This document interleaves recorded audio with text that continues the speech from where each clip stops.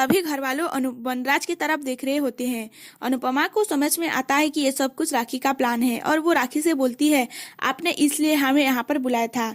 आपको तो पता है ना मेरे बापूजी की तबीयत ठीक नहीं है और फिर भी आप ये सब कुछ किया। ये रिजल्ट आपकी सहेली का होगा, लेकिन ये परिवार मेरा है। ये बच्चे माँ बापूजी मेरे हैं और मैं बाहर लोगों के सामने अपनों की तमाशा नहीं होने दूंगी। आप जानती थी मेरे बापूजी की तबीयत क्या है, फिर भी राखी बहन। तभी राखी बोलती है, I am sorry Mrs Shah, मैं आपकी जैसी बिल्कुल नहीं हूँ जो अपने ही हस्बैंड की एक्स्ट्रा मेडिकल अफर को बर्दाश्त करूं और उससे पर्दा डाल के रखूं। हाँ, ये सब कुछ मेरे ही प्लान था। आई एम सॉरी माँ और बापूजी, मुझे झूठ बोल के आप लोगों को यहाँ पर बुलाना पड़ा ताकि आप लोगों के सामने आपके बेटे का सच ला सकूं, जो सच आपकी बहू ने पर्दा डाल के रखी हुई थी। किंजल उसकी मम्मी को रोकने की कोशिश करती है, लेकिन राखी उसकी बात नहीं सुनती है और बोलती है, तुम मेरी बेटी हो, माँ बनने की कोशिश मत करो। तुम अंधी हो गई थी, जो सब कुछ जानने के बाद भी चुप थी, लेकिन मैं अंधी नहीं हूँ। मैं तुम्हारी माँ हूँ और मैं जो कुछ भी कर रही हूँ तुम्हारे लिए ही कर रही हूँ।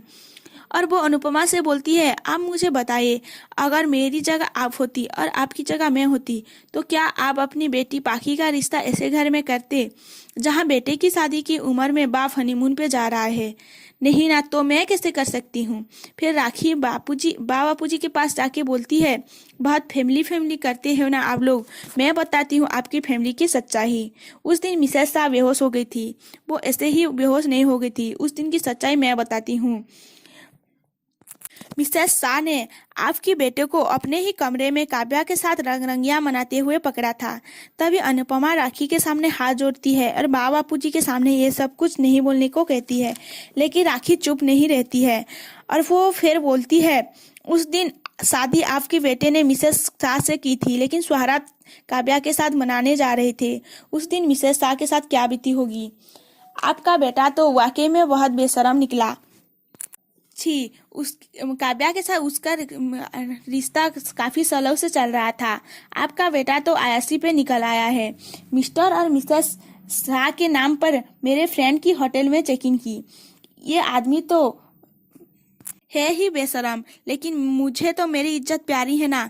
मेरी बेटी की फ्यूचर के बारे में मुझे सोचना है, इसलिए मैंने ये सब कुछ किया। फिर वो तोसू के पास जाती है और बोलती है, तुम्हें पता है रिश्ते बनाते समय परिवार के बारे में क्यों पूछते हैं? क्योंकि बच्चे माँ और बापूजी पे जाते हैं। तुम में तो इस बेशरम का खून है, इसलिए मैं अपनी बेटी का रिश्ता तुमसे नहीं करूंगी। आज के बाद अगर तुम मेरी बेटी के पास आसपास भी दिखे ना, तो मैं इस होटल के सीसीटीवी फुटेज वायरल कर दूंगी। और वो किंजल को जबरदस्ती वहां से ले जाती है।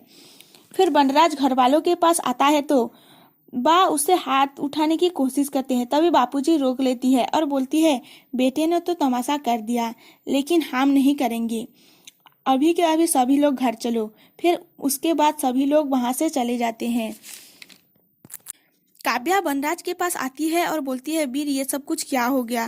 तभी बनराज काव्या से बोलता है, मैं अभी के अभी घर जा रही हूँ। अनुपमा ने समर को तो मुझसे मेरे खिलाफ कर दिया है, अभी वो मेरी सभी घर वालों को मेरे खिलाफ कर देगी। तभी काव्या बोलती है, मेरा क्या होगा? बनराज उससे गुस्सा करता है और वहां से चला जाता है।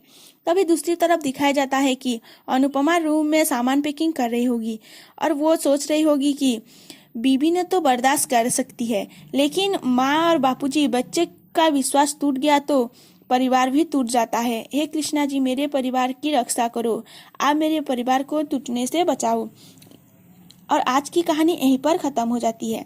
कल के एपिसोड में दिखाया जाता है कि बनराज घर आता है तो बा उसे एक थप्पड़ लगा देती है और बोलती है, मुझे तुम्हारी माँ कहते हुए भी शर्म आ रही है। ये सब कुछ आपको कल के एपिसोड में देखने को मिलेगा। आज की वीडियो में बस इतना ही। आप लोगों को आज की वीडियो कैसा लगा कमेंट करके बताइए। अगर अच्छा लगा है तो एक लाइक कर दीजिए और चैनल पे नए हो तो सब्सक्राइब कर दीजिए। वीडियो देखने के लिए आप सभी लोगों को धन्यवाद।